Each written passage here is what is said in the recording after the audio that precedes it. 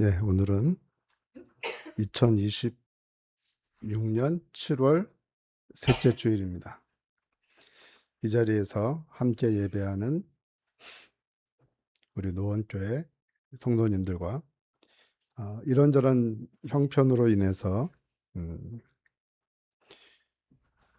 온라인을 통해서 함께 예배하는 모든 성도님들에게 이 예배를 통해서 주님께서 주시는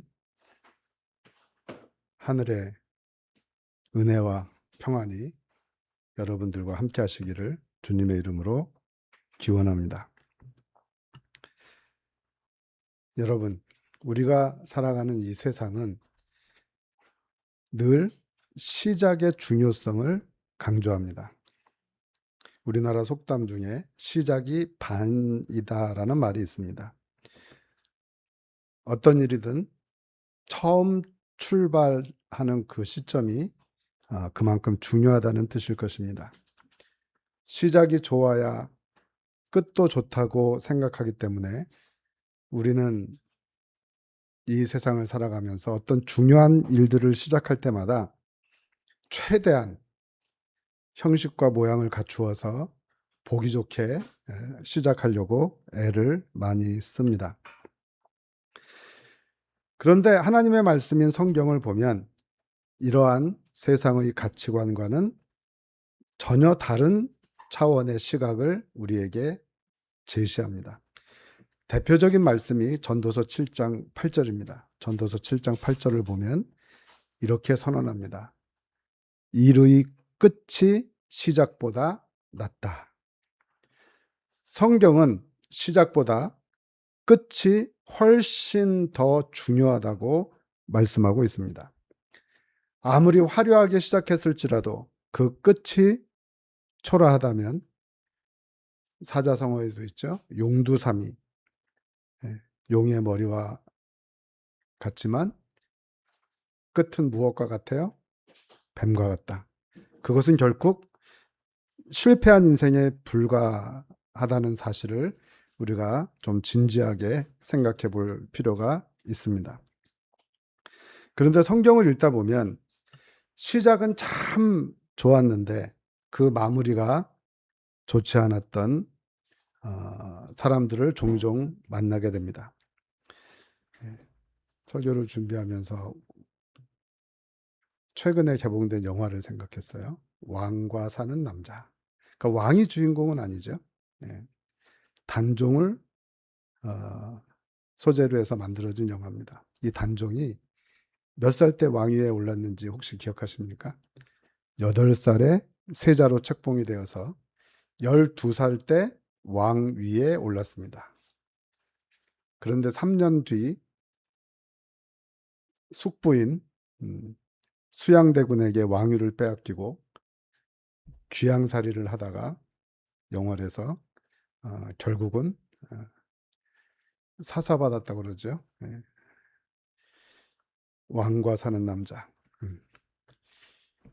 그래서 설교를 왕의 시리즈로 할까?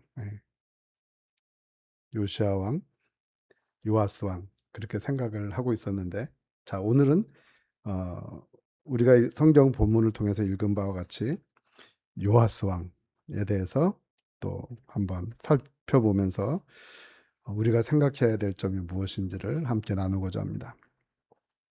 요아스 왕의 시작은 그 누구보다도 아름다웠습니다. 요아스는요 7살이라고 하는 어린 나이에 왕위에 올랐습니다.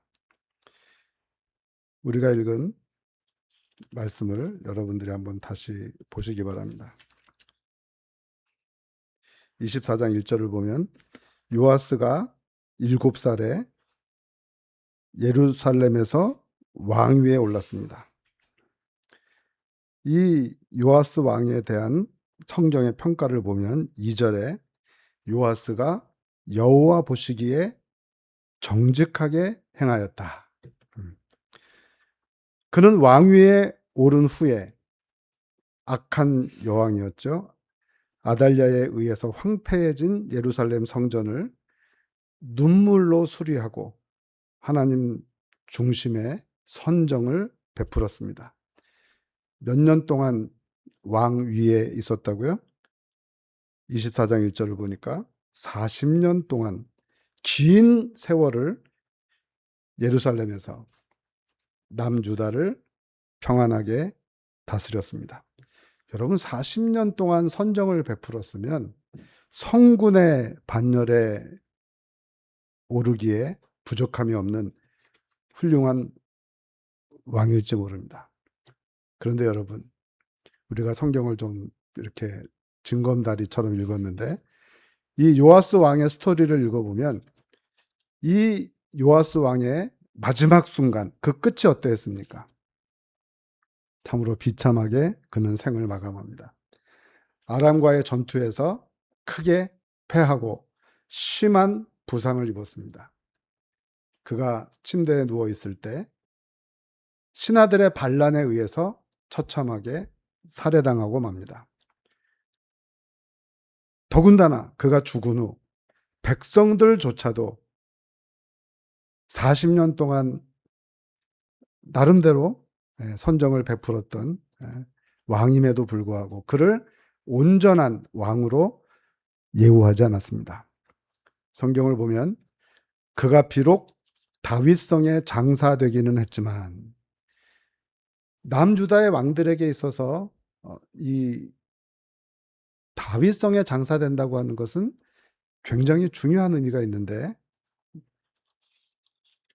성경을 한번 더 보시죠. 25절입니다.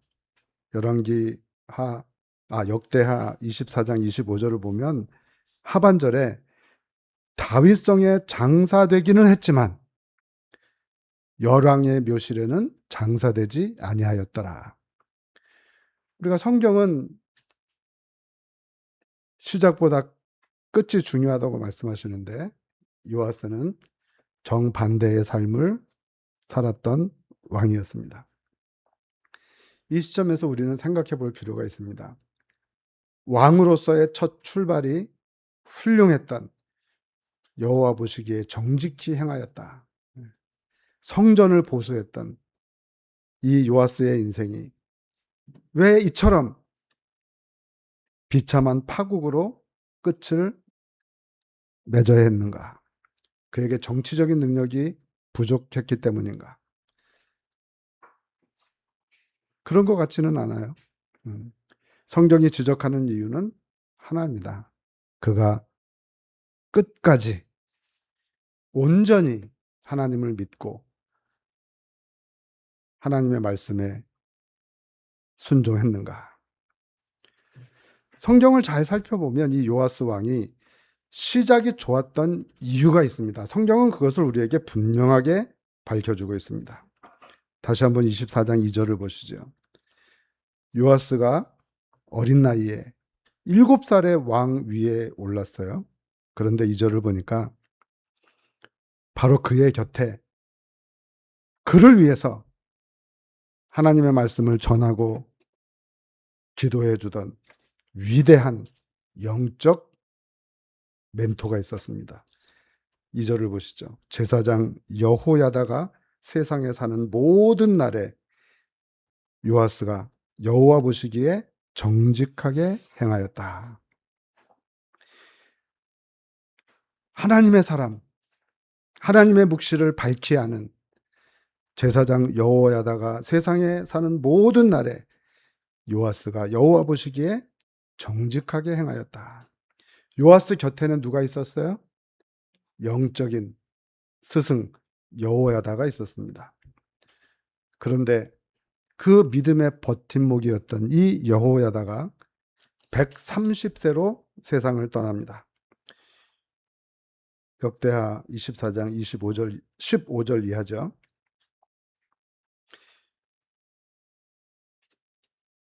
여호야다가 세상을 떠나자마자 요아스의 영적 실체가 그대로 드러납니다. 여호야다는 하나님과 성전을 위해 일평생 헌신한 공로로 왕이 아님에도 불구하고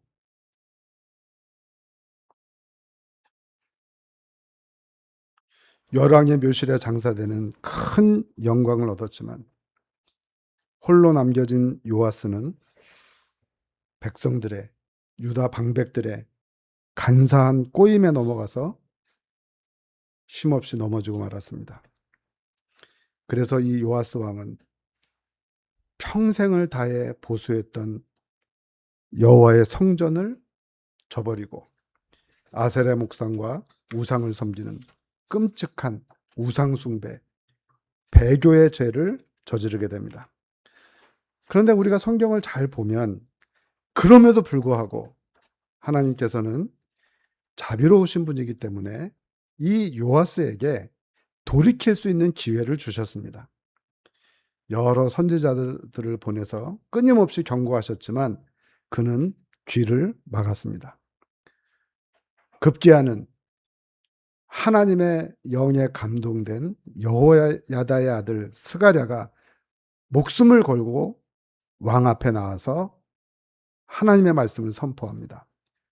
너희가 여호와를 버렸으므로 여호와께서 너희를 버리셨느니라.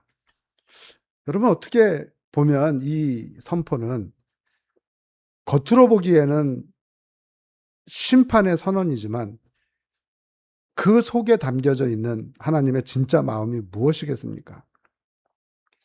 이제라도 늦지 않았으니 나에게로 돌아오라. 요아스를 향한 사랑의 메시지가 아닐까 저는 생각을 합니다. 여러분 생각해 보시기 바랍니다. 이방 민족이었던 니느웨 성 사람들은 요나 선지자가 40일이 지나면 이 성이 무너지리라 하나님의 심판을 선포했습니다. 사흘길을 단 하루 만에 대충 선포했음에도 불구하고 왕으로부터 어린아이에 이르기까지 심지어는 가축들까지도 베옷을 입고 제위에 앉아서 금식하며 눈물로 회개했습니다. 이방 민족인 니느웨 사람들도 하나님께서 심판하실 것이라고 하는 그 경고의 말씀을 듣고 엎드려 회개했습니다. 하나님께서는 심판의 뜻을 돌이키셨습니다. 그런데 어려서부터 하나님의 은혜를 많이 받았던 이 요아스는 이 심판의 메시지를 듣고 어떻게 반응했습니까? 그가 회개하기는커녕 오히려 무리들과 음모를 꾸며서 하나님의 말씀을 전하는 스가랴를 그것도 성전 뜰 안에서 돌로 쳐 죽이는 잔인한 만행을 저질렀습니다. 어떻게 보면 은혜를 원수로 갚은 거죠. 이 스가랴의 아버지가 누구라고요? 여호야다라고요. 자기의 영적인 멘토, 영적인 스승의 아들을 죽인 것입니다. 그 결과 그는 하나님의 공의로운 징계를 받아서 우리가 앞서 살펴본 바와 같이 비참한 최후를 맞이하게 되었습니다. 사랑하는 성도 여러분, 이 요아스의 비극이 오늘 우리에게 주는 의미가 무엇일까요?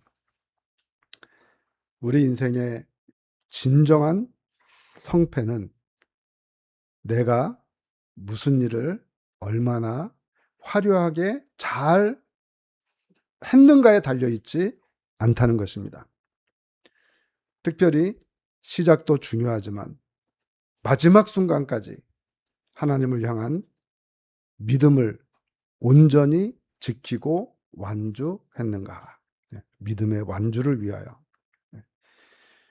우리는 요아스의 삶을 보면서 믿음의 경주를 완주하기 위해서 반드시 필요한 두 가지 요건이 있음을 확인하게 됩니다. 무엇일까요? 첫째는 하나님의 말씀이죠.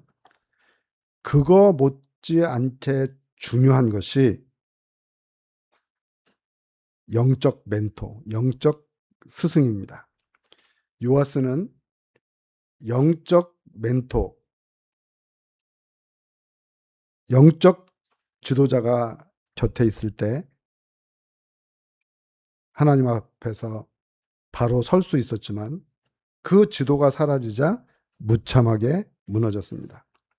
그래서 저에게도 여러분들에게도 여호야다와 같이 나의 영적인 상황을 살피고 말씀과 기도로 함께 해줄 수 있는 믿음의 멘토가 반드시 필요합니다.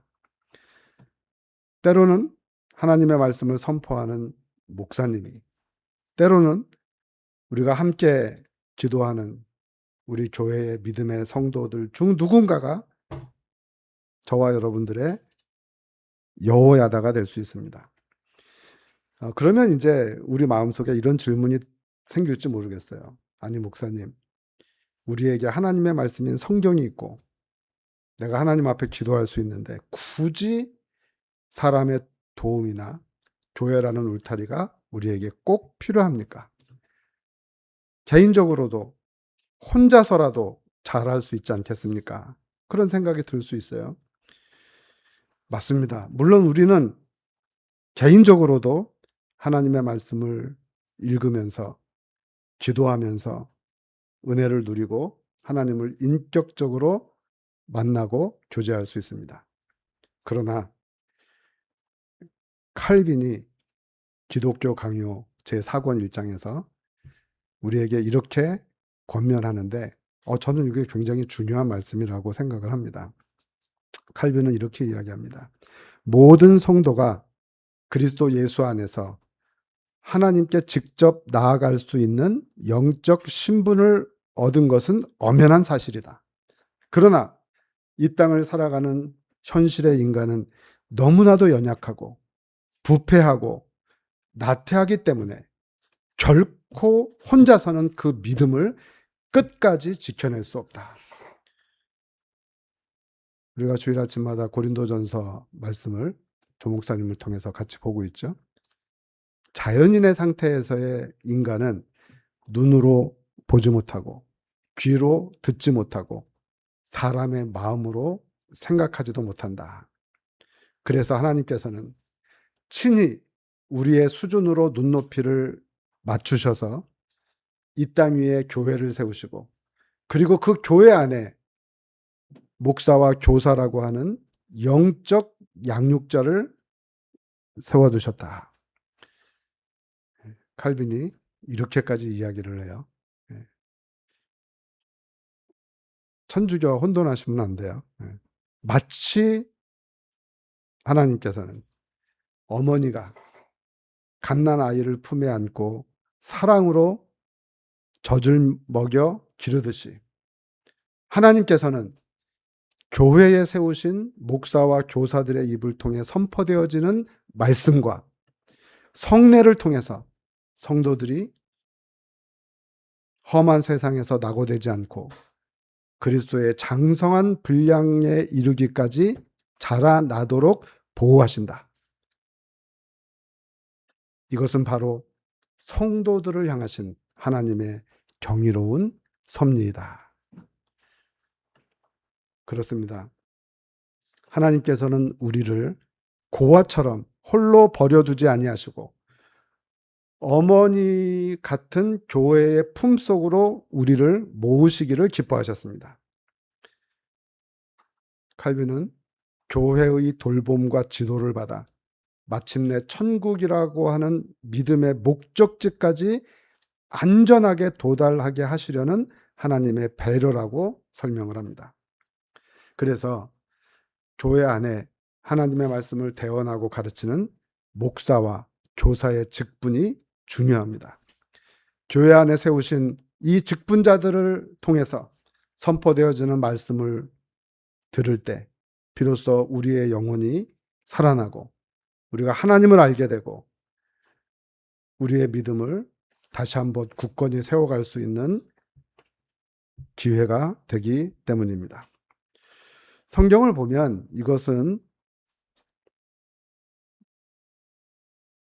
단지 요아스의 경우에만 해당되는 것이 아닙니다.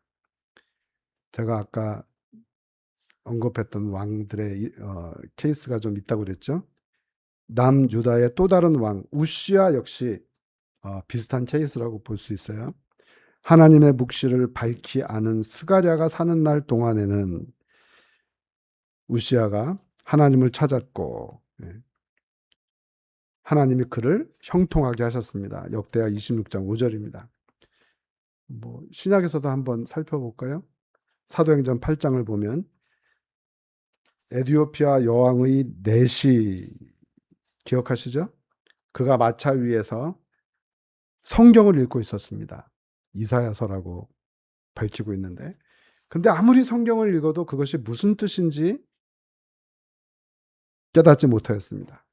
그때 성령의 인도하심으로 그의 곁을 찾아온 빌립이 그 말씀을 자세히 풀어서 예수 그리스도의 복음을 전해 주었을 때 비로소 그의 눈이 열렸고 기쁨으로 세례를 받으며 구원의 감격을 누리게 되었습니다. 사도행전 8장입니다.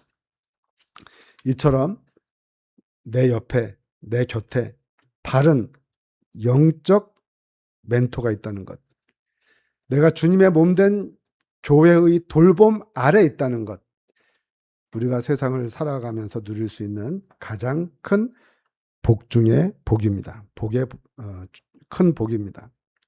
한 걸음 더 나가서 우리가 그 복을 받아 누림은 물론이고 영적으로 성숙해져서 내 주변에 있는 영적으로 어려움을 겪고 있는 그 누군가에게 여호야다처럼 히스기야의 곁에 있었던 스가랴처럼 영적 스승이 될 수 있기를 바랍니다. 하나님의 말씀을 밝히 알고 하나님의 지혜를 밝히 알고 주의 마음을 알아서 주를 전하고 가르칠 수 있는 영적 멘토들이 다 될 수 있기를 바랍니다. 사랑하는 노원교회 성도 여러분,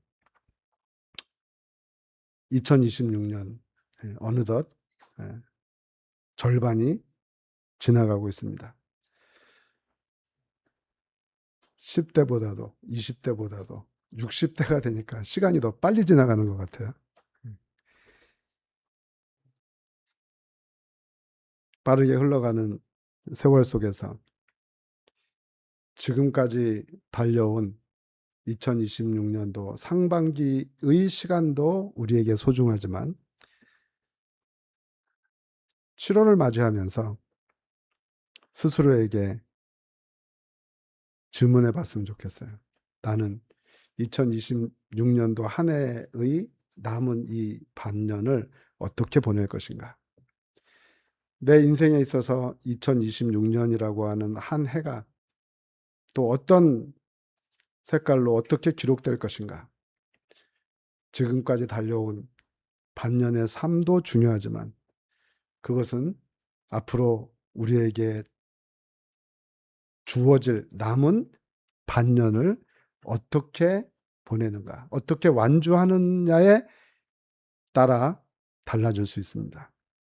앞서 말씀드린 대로 우리 인생의 성패는, 특별히 우리 신앙의 성패는 내가 무엇을 얼마나 대단하게 증명해 냈는가에 달려있는 것이 아닙니다.